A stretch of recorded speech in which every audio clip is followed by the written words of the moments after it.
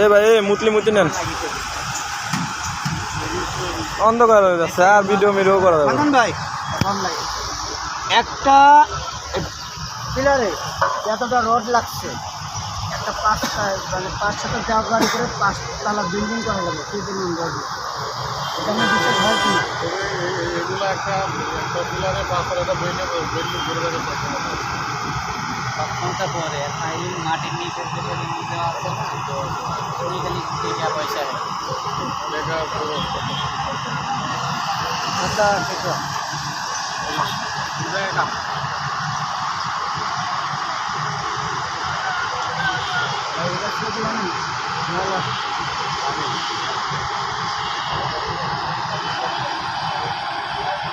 আপনি একটা কথা কয় না বুঝছেন ভাই,